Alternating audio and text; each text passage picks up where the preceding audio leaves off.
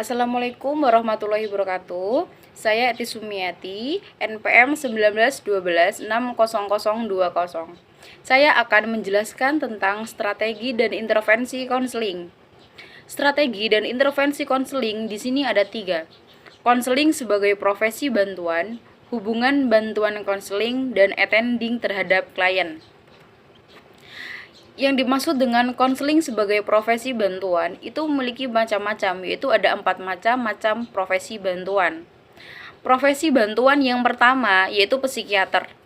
Psikiater itu adalah nama sebutan untuk dokter dalam ahli bidang psikiater. Nah, yang selanjutnya yaitu psikolog. Psikolog adalah orang yang ahli dalam ilmu psikologi. Sedangkan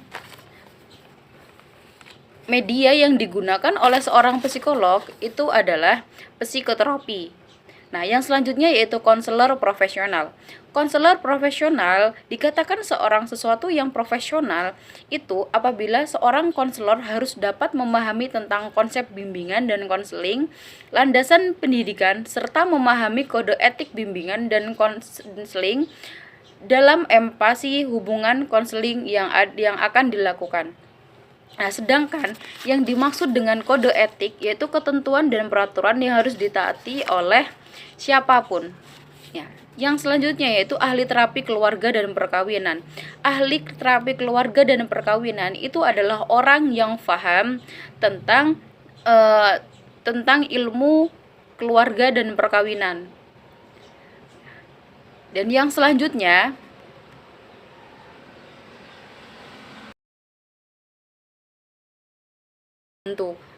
proses bantu itu ada 4, yaitu treatment, analisis, fasilitas, dan modifikasi. Nah, treatment yaitu cara pengobatan. Nah, analisis yaitu aktivitas yang membuat sejumlah kegiatan seperti mengurai, membedakan, memilah sesuatu untuk digolongkan dan dikelompokkan kembali menurut kriteria tertentu, kemudian dicari kaitannya dan ditafsirkan maknanya. Nah, yang selanjutnya yaitu fasilitas. Fasilitas yaitu sesuatu yang memudahkan atau melancarkan pelaksanaan suatu usaha. Nah, yang selanjutnya yaitu modifikasi. Modifikasi itu mengubah standar. Standar yang pertamanya mengubah standar ke komponen. Yang pertamanya itu menjadi sesuatu yang biasa dan menjadi yang lebih unggul. Seperti itu. Itu adalah proses membantu ataupun 4 cara untuk membantu melancarkan sesuatu yang dimaksud tersebut. Di sini ada karakter-karakter klien. Karakter-karakter klien yaitu ada keterampilan-keterampilan penguasaan, kemampuan-kemampuan menyelesaikan masalah, konsep diri, temperamen, pengalaman-pengalaman interpersonal. Keterampilan-keterampilan penguasaan itu bagaimana cara dia untuk menguasai suatu permasalahan. Yang selanjutnya itu kemampuan-kemampuan menyelesaikan masalah.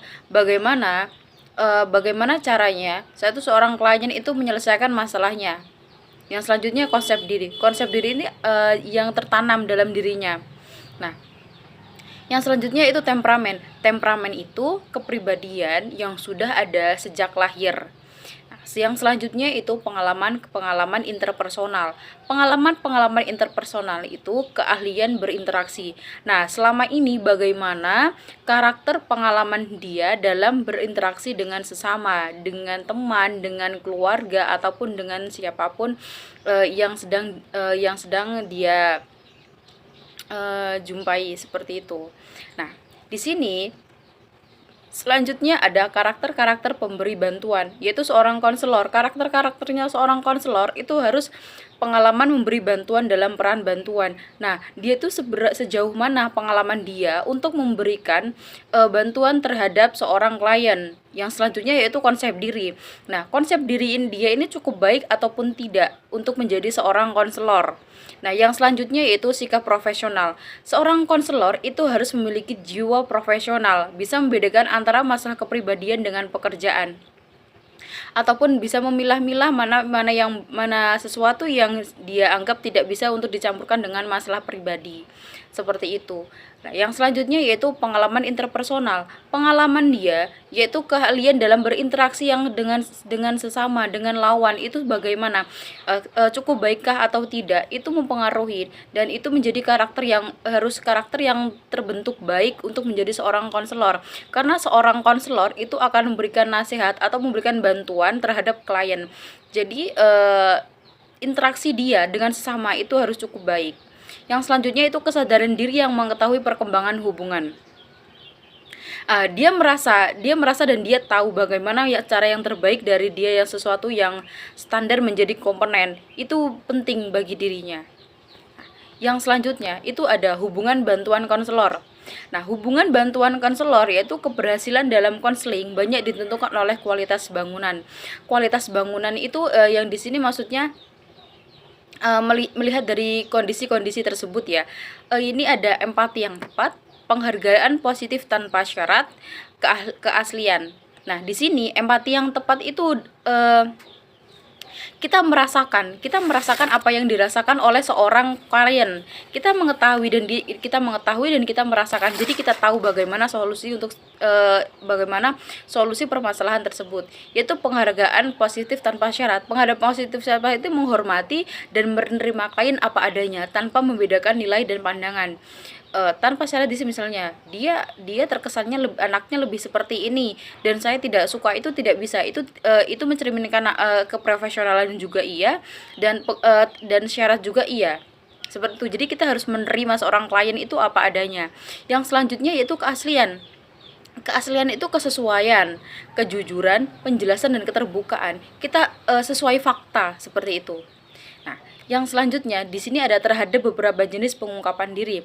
Nah, mengungkapkan diri itu juga ada beberapa jenisnya, yaitu mengungkapkan diri tentang masalah-masalah konselor, mengungkapkan diri tentang fakta-fakta peran konselor, mengungkapkan diri tentang reaksi-reaksi terhadap klien, mengungkapkan diri tentang reaksi-reaksi konselor terhadap hubungan antara konselor dan klien. Jadi mengungkapkan diri dengan masalah-masalah konselor yaitu seorang konselor itu memberikan sampel kepada klien tentang permasalahan pribadinya, yang itu seolah-olah klien merasa nyaman. Iya orang ini bisa memiliki permasalahan yang seperti saya. Jadi dia yakin bahwasanya seorang klien yakin dengan seorang konselor bahwa konselor mampu untuk menyelesaikan masalah dan membantunya. Mengungkapkan diri tentang peran konselor. Nah, dia menceritakan apa sih peran dia di sini untuk menyelesaikan masalah yang seperti ini. Mengungkapkan diri tentang reaksi-reaksi terhadap klien. Nah, dengan berekspresi. Kalau semisalnya antara lawan kita, kalau semisalnya kita bercerita ketika sedangkan lawan yang kita bercerita itu tidak menyambung dengan ekspresinya, itu sangat tidak bisa membuat klien itu mengungkapkan apa adanya terhadap konselor. Yang selanjutnya itu mengungkapkan diri tentang reaksi konselor terhadap hubungan antara konselor dan klien. Jadi kita mengeluarkan reaksi bagaimana, kita mengungkapkannya bagaimana, itu semuanya perlu pertataan dan itu harus menggunakan sesuatu yang baik. Seperti itu. Yang selanjutnya attending terhadap klien. Kemampuan mendengarkan secara aktif dan penuh perhatian terhadap klien. Perhatian itu dikomunikasikan terutama melalui 3 saluran: ekspresi muka, posisi dan gerak tubuh, dan juga respon verbal. Nah, jadi di sini ekspresi muka kita itu harus mendukung ataupun lebih membuat seorang klien ini nyaman, seperti itu. Nah, dan yang selanjutnya posisi dan gerakan tubuh. Posisi dengan gerakan tubuh itu sejajar menghadap ke klien. Nah, itu yang membuat klien seorang nyaman. Seperti itu. Respon verbal itu komunikasi, menyampaikan orang satu ke satu. Nah, seperti itu. Kita merespon apa yang klien katakan ketika klien masih bercerita. Seorang konselor itu harus merespon dengan baik. Seperti itu. Terima kasih. Wassalamualaikum warahmatullahi wabarakatuh.